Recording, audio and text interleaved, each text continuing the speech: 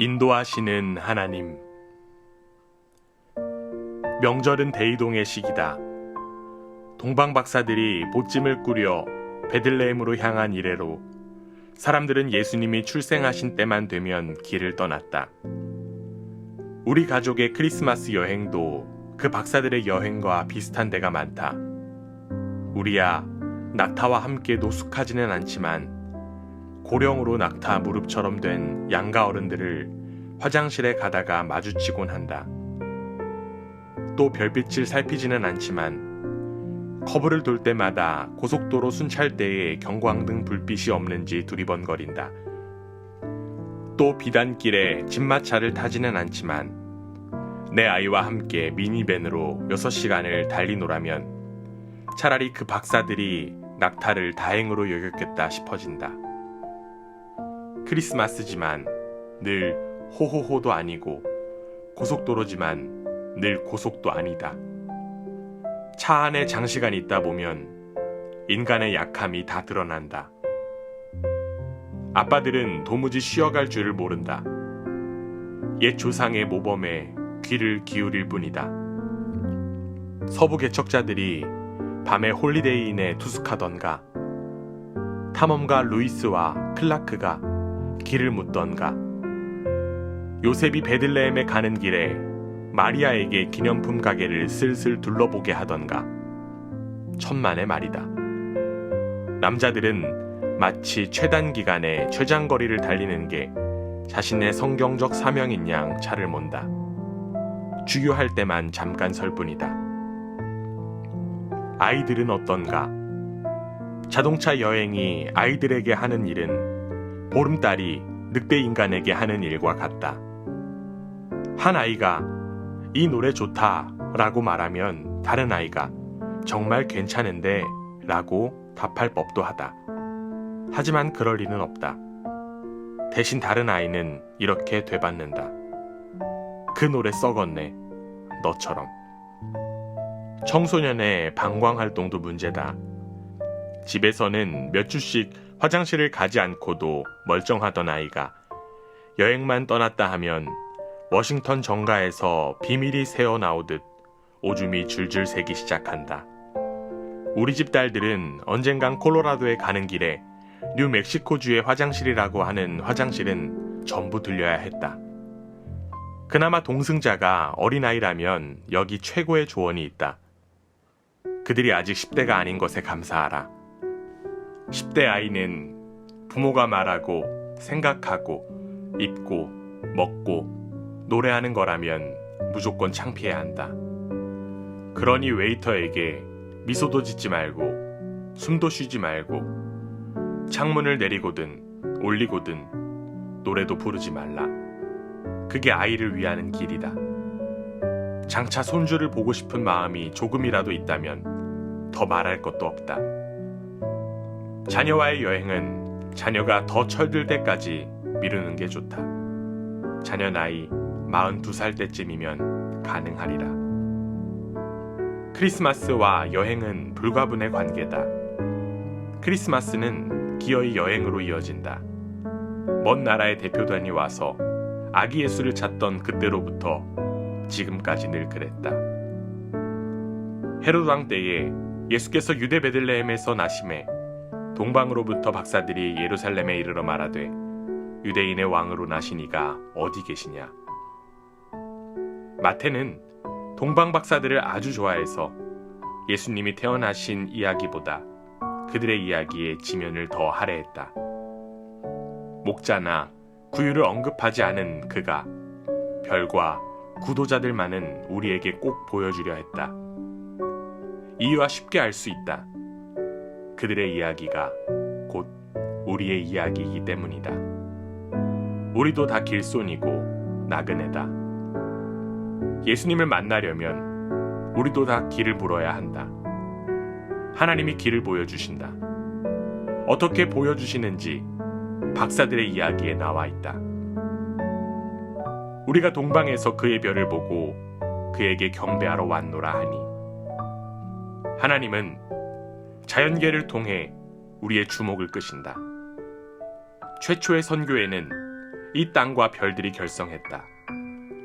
하늘이 하나님의 영광을 선포하고, 바울도 이렇게 썼다. 하나님이 실제하신다는 것은 너무도 분명한 근본 사실입니다. 그저 눈을 떠보기만 해도 보이지 않습니까?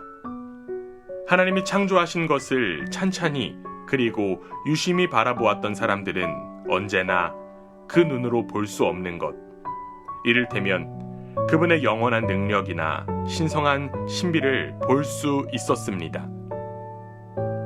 하나님은 별을 통해 동방 박사들을 예루살렘으로 인도하셨다. 그러나 그들을 예수께로 인도하실 때는 다른 방법을 쓰셨다. 헤롯 왕과 온 예루살렘이 듣고 소동한지라 왕이 모든 대제사장과 백성의 서기관들을 모아 그리스도가 어디서 나겠느냐 물으니 이르되 유대 베들레헴이오니 이는 선지자로 이렇게 기록된 바 또 유대 땅 베들레헴아 너는 유대 고을 중에서 가장 작지 아니하도다. 내게서 한 다스리는 자가 나와서 내 백성 이스라엘의 목자가 되리라 하였음이니이다. 박사들을 예루살렘으로 인도하는 데는 별이라는 표적으로 충분했다. 그러나 그들을 예수께로 인도하는 데는 성경 말씀이 필요했다. 사람들은 하나님을 가리켜 보이는 표적을 날마다 보고 있다. 저녁 노을을 보노라면 숨이 멎을 듯하고 신생아의 모습은 눈물겹고 이주하는 기러기 때는 미소를 자아낸다. 그러나 표적을 보는 사람마다 다 하나님께 가까이 나아올까? 그렇지 않다. 그냥 표적을 보는 것으로 만족하는 사람이 많다.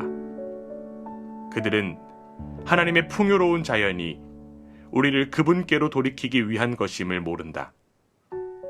혹 내가 하나님의 인자하심이 너를 인도하여 회개하게 하심을 알지 못하느냐? 그러나 동방 박사들은 표적의 취지를 알았다.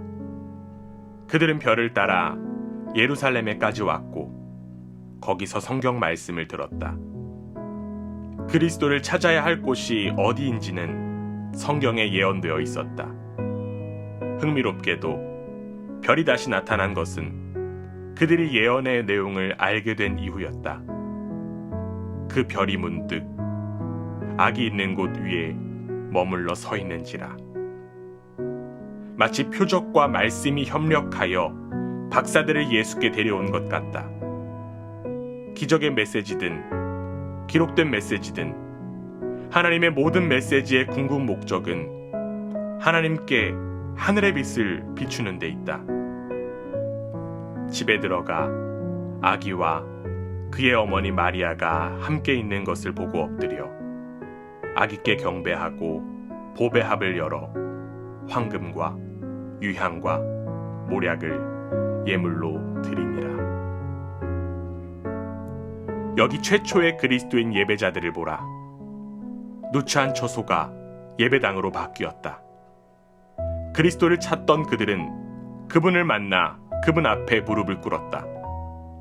그분께 선물을 드렸다. 왕이신 그분께 황금을, 제사장이신 그분께 유향을, 그리고 장차 무덤에 장사되실 그분께 모략을 드렸다. 그들이 그리스도를 만날 수 있었던 것은 표적에 주목하고 성경 말씀을 믿었기 때문이다. 율법학자인 서기관들이 구유 앞에 없는 것이 오히려 눈에 띈다. 그들은 헤롯에게 메시아가 태어날 곳이 베들레헴이라고 보고한 이들이다. 그들도 예언을 읽지 않았던가? 물론이다. 하지만 반응하지는 않았다. 최소한 박사들을 따라 베들레헴에 갔을 만도 하다. 가까운 마을인데다 큰 위험이 따르는 일도 아니었다. 기껏해야 약간 수고하는 정도일 테고 잘하면 예언의 성취를 목격할 수도 있었다. 그런데도 그들과 제사장들은 전혀 관심이 없었다. 동방 박사들은 관심을 보였기에 박사라는 별명을 얻었다. 그들은 하나님의 선물로 오신 분께 마음이 열려 있었고 그리하여 영원히 달라졌다. 아기 예수를 경배한 후에 그들은 다른 길로 고국에 돌아갔다. 마태는 같은 단어 길을 다른 본문들에는 삶의 방향이라는 의미로 사용하여 좁은 길과 의의 도를 말했다. 마태의 말인즉 박사들이 귀국할 때는 완전히 딴 사람이 되어 있었다는 뜻인지도 모른다. 그들은 표적의 부름과 성경의 가르침을 받았고 집에 돌아갈 때는 하나님의 지시하심을 받았다. 마치 온 하늘이 협력하여 그들을 인도한 것 같다. 하나님은 가능한 모든 수단을 동원하여 당신과 소통하려 하신다. 자연의 경의가 당신을 부른다. 성경의 약속과 예언이 당신에게 말한다. 하나님 자신도 당신에게 다가오신다. 그분은 당신이 집으로 돌아가는 길을 찾도록 도우려 하신다.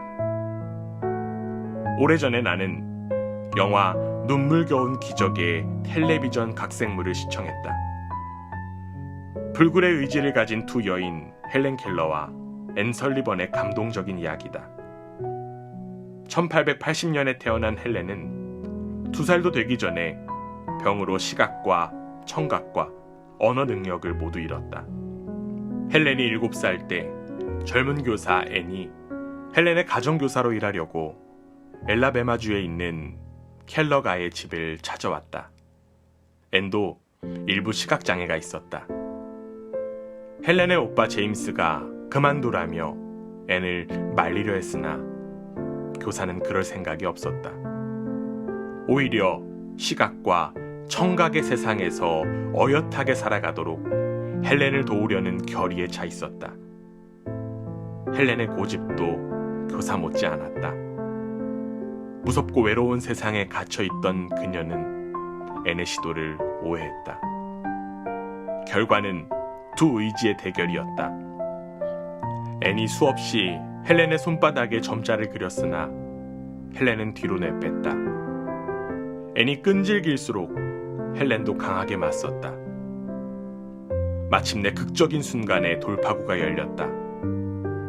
우물 펌프 곁에서 열띤 공방이 가던 중에 앤은 쏟아져 나오는 물에 헬렌의 한 손을 가져다 댔다. 그리고 다른 손바닥에 천천히 물이라고 썼다.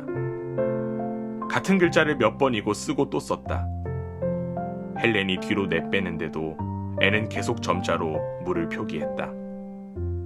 갑자기 헬렌이 동작을 멈췄다. 그러더니 자신의 손으로 교사의 손바닥에 물이라고 받았었다. 희색이 만면해진 앤은 헬렌의 손을 들어 자신의 뺨에 대고는 힘껏 고개를 끄덕였다. 그래, 그래, 그래, 물이야. 헬렌은 다시 물이라고 또박또박 썼다.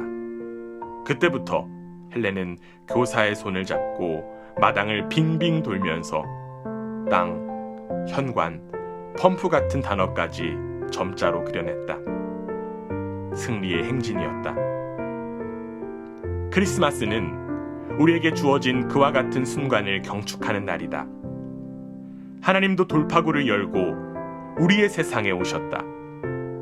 하필이면 여물통에 오셨다. 그분은 우리를 어둠 속에 그냥 두지 않으시고 추적하시는 교사시다. 삶다운 삶을 놓치고 있는 우리를 방관하지 않으신다. 그래서 우리 곁으로 오셨다. 그분도 신호를 보내신다. 바로 희망과 사랑의 메시지다. 그분은 이 세상의 외피에 균열을 내시고 그 틈으로 그분의 세상을 바라보도록 우리를 초대하신다. 길을 찾고자 정말 그 틈새로 올려다보는 영혼이 가끔씩 있다.